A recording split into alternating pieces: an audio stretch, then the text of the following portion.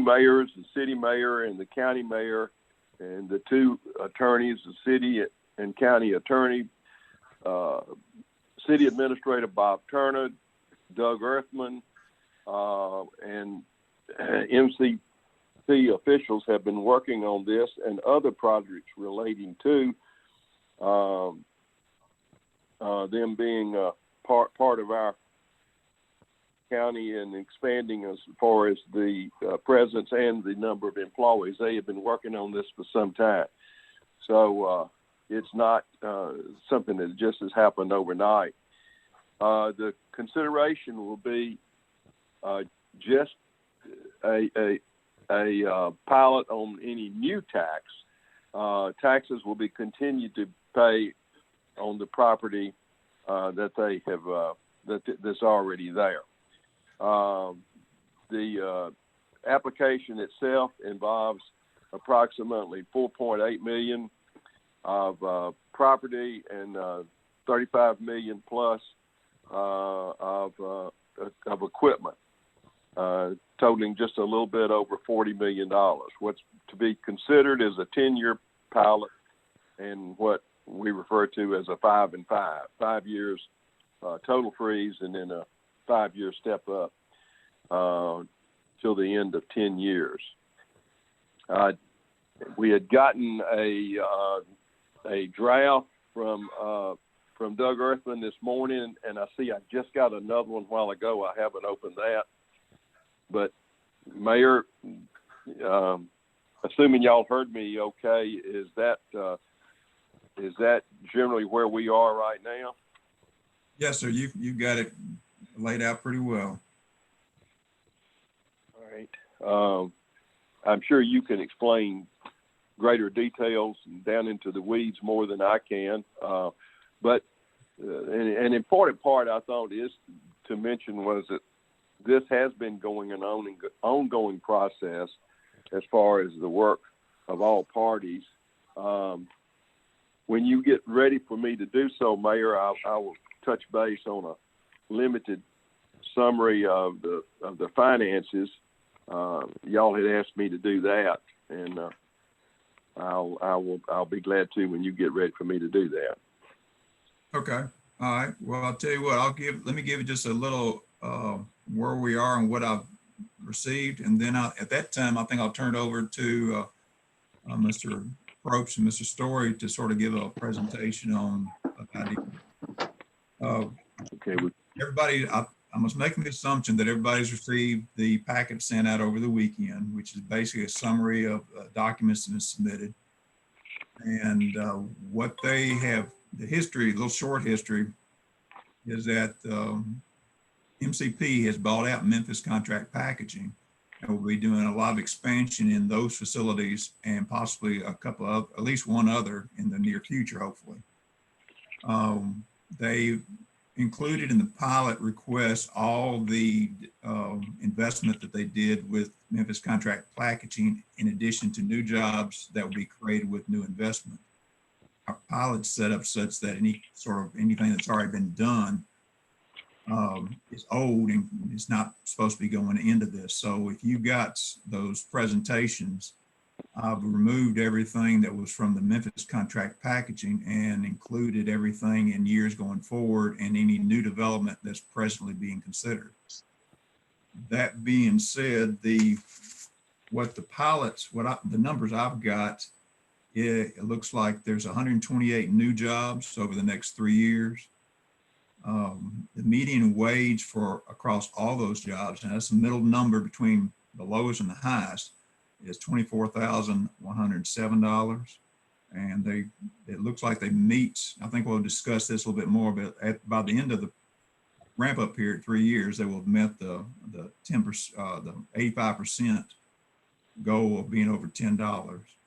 And they've got, let's see, and that's my little speech here. I've got $40,053,740 of investment, and about a little over 4 million of that's in real estate, and the balance of it's in machinery.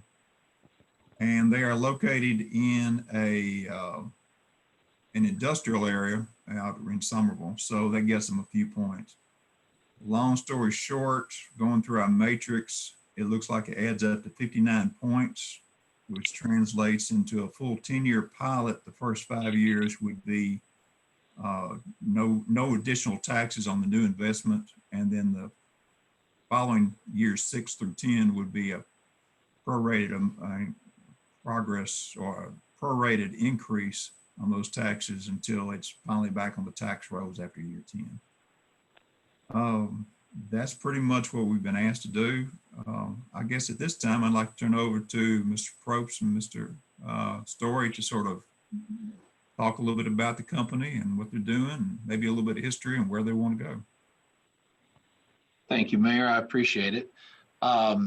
First, I'll introduce Scott Story. Scott is our Chief Strategy Officer for all of our businesses, and we can get into more about his background and what he does for our family once you understand our family a little bit better. I want to say that our experience in working with the leadership within the Fayette County and Somerville has been better than we could have ever anticipated. I know you all know this, but you all have some great people there that are really working hard to do what's best for the community, and it doesn't go unnoticed. I grew up in a town much like Somerville, not too far up the road in Mayfield, Kentucky. My family now lives in Charleston, South Carolina, where our family office is. And we have lived here for the last 20 years. But anytime I come back to Somerville, I feel like I'm kind of stepping back home. So always enjoy it a lot.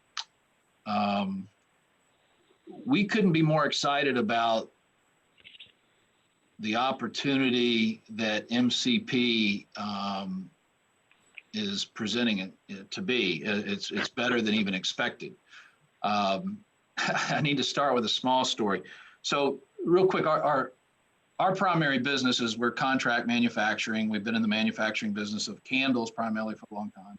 My brother was online because the company that we own is called Mayfield Consumer Products, MCP. So he was Googling.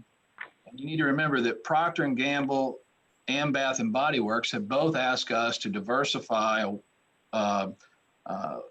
instead of just doing filling of candles, can we get into other products? We said, sure. So the one thing they wanted us to do, though, was to acquire a business so that we could grab all that talent and expertise. My brother coincidentally was Googling MCP for something, and up pops Memphis contract package. So he sends it to me and he says, hey, I think you ought to call. So I call him and I don't get anybody, but I end up calling a company in Memphis answered by a guy named Elvis that wants us to, and I leave a voicemail, and then they call me back 3 days later. And I said, look, I'm not one of those calls. It's like an investment banker call or anything else. This is who we are. You can Google us. Anyway, obviously, long story short, we concluded this transaction in early January. So anyway, I just don't know how you start off a call with, hey, this is Elvis, and I think you really want to talk to my brother, not me. I said, you're in Memphis too, right? He goes, yeah. Okay. So there you have it. Scott, I'm just going to yell next every time, if you don't mind. Scott's actually driving the presentation, and we can go from there. A little bit about our family. First of all, VDV is my mom's abbreviation for my mom's maiden name, Van Deventer. When we needed a family holding company's name, we're not very original, so VDV Group it became. We come from humble beginnings, my family, and it's me and my mom and my brother. By the way, I have a wonderful father, actually in Tennessee, lives in Martin, Tennessee, but they've been apart for a long time. But my mom and my brother and I, it was my mom's vision and my mom's courage that really gave us the opportunity, which obviously is changing a lot of lives. But in 1995, there was a building that was for that my mom wanted to buy, and we couldn't afford to buy it. So she talked him into seller financing, and part of the deal was we had to clean that building out. And I'm going to skip a lot of the numbers you see on the page, but you can go back and read them or whatever you'd like. But the guy made T-shirts for Jimmy Buffett, and what happened was that we had to clean out the building was part of the deal. So my mom not being able to afford to throw them away, gets very creative and sells all this scrap to a car mat manufacturer where they can buy car mats. Well, this building was shaped like a T. You get to the back of the building thinking there's going to be a lot more t-shirt scraps. There are pallets and pallets of baby food jars. And we tried to do the same thing. We tried to sell them and couldn't do it. So my mom says, let's make them into candles. Well, between then and 2005, we became the world's largest private label candle manufacturer with about 4,000 employees worldwide, factories in India, Vietnam, China, offices in Dubai, South America, blah, blah, blah, blah, blah. And it was quite the experience. So one of the things that happened is that in 2017, Bath and Body Works actually came to us and said, guys, we have a problem. And Bath and Body Works was one of our fastest growing customers. And our business was divided into three sections. You had the private label business where we made every candle for the top 64 retailers in the world. And then we had our own brands division. So we owned Colonial Candle and then some other small brands. And then we had this contract division, which was growing. And Bath and Body Works says, we don't believe we're going to be able to buy candles from you anymore. And we said, what's that all about? And long story short is every time they would go into Walmart, our division over there would be parallel designing, if you will, the product that Bath and Body Works would do because they're the leader in the candle business. Well, we said, what would happen if we sold off that division? They go, you would do that? And we said, well, I mean, if we can, work out everything, then we would certainly consider it. Well, obviously, long story short, we sold off those two divisions. We kept our contract filling division, and it's been one of the best decisions. Outside of turning baby food jars into candles, it's been an incredible decision for our family. So that is how we got into all this, and then as you know, in 2020 we get to sit down and talk about, or we started to and finalize the deal on buying Memphis Contract Packaging, which is also a neat story in and of itself, because not only when we bought Memphis Contract Packaging, one of the prerequisites is that P&G and BBW would come in and audit that facility, and then we would have to get their approval before we would, consummate the deal. So I think we closed, and hold me close to these dates, but I think we closed on like January 6th of buying the business. And then on January the 7th, we signed a very large contract with Bath and Body Works to get into two businesses that MCP had not been in before, which happens to be foaming hand soap and hand sanitizer. And then COVID happens, and then obviously those contracts got a lot bigger. So in your town, we're going to be making two of the most sought after products in the entire world at the moment. So we're very excited about that. And by the way, if anybody has any questions, hit unmute and go for it. So no, I assume that's okay with you, isn't it, Mayor? Yes, sir. Go ahead. So here, what we thought we'd show you is that this is basically a slide of what we acquired. If you take the facilities, not just this one, but the other one and everything else, this is pretty much a layout.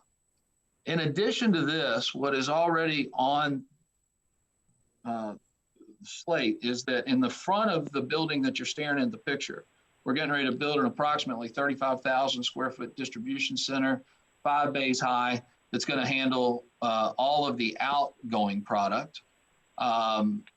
We are a current tenant in the Allison Corporation building, which we can elaborate on some more here in a little bit. And then we've already been talking about in the back about moving the baseball fields because we are going to need some room for expansion.